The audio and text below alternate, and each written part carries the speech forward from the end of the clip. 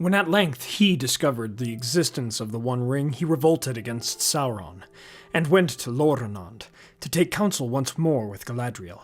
They should have destroyed all the Rings of Power at this time, but they failed to find the strength.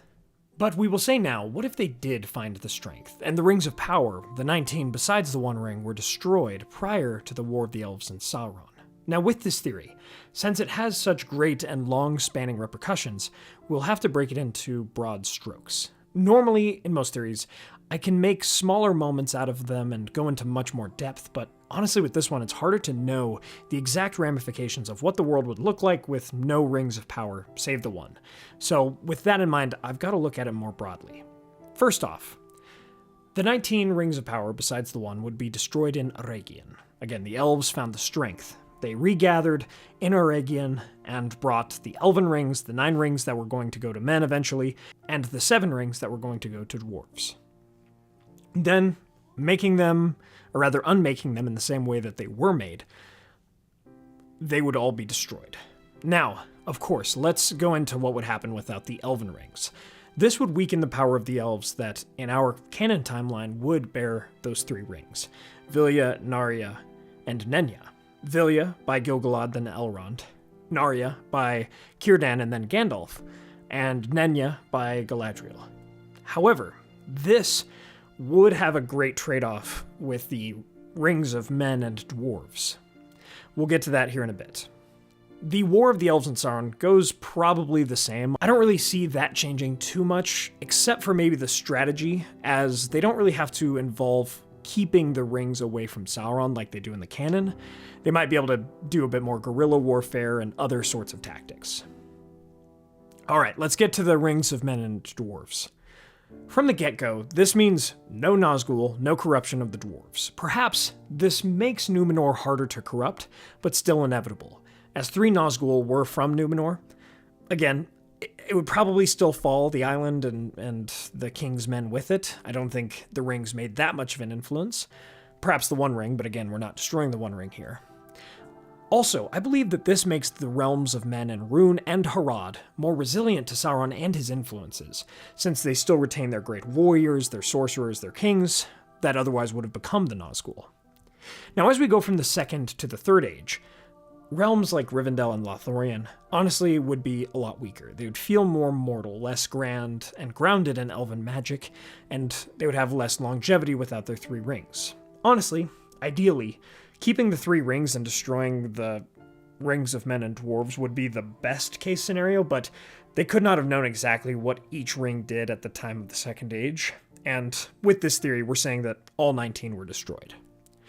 Realms like Moria and Erebor are up for debate. To be entirely honest, it is very possible that the greed for Mithril that awoke the Balrog was driven and caused by Durin's ring.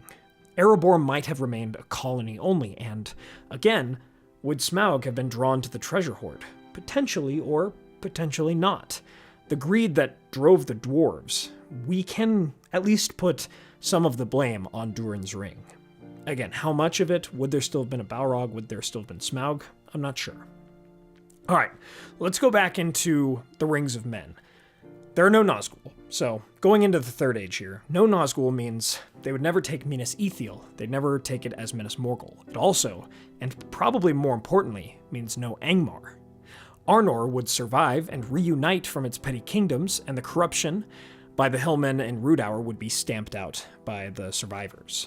Aragorn and his line are all kings of Arnor, so again, we don't really have Strider. Aragorn from the beginning of The Lord of the Rings would be a king of Arnor. While, at the same time in Gondor, the line of Eärnur would be the kings of Gondor. So Aragorn would have some distant cousin that would actually be the king of Gondor still, and he would never reunite the kingdoms.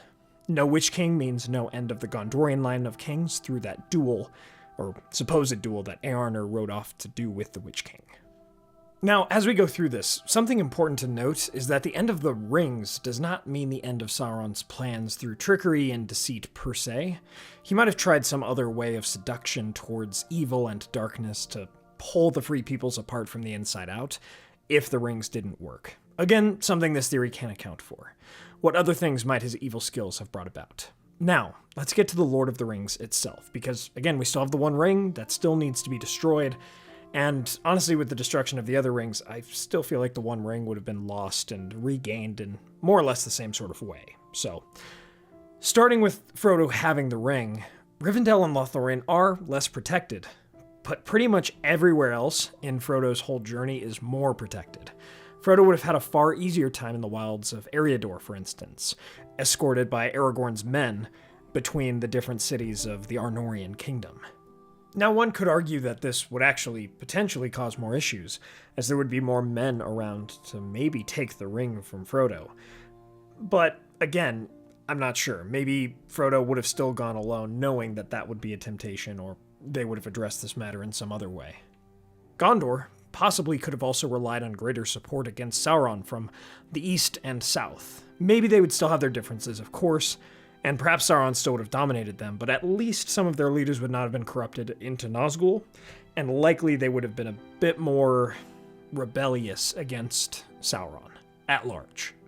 Most of Sauron's strategy would be gone or changed, as you would not have wraiths to even seek the One Ring, there would be no commanders, at least no Nazgul commanders on the front lines, etc.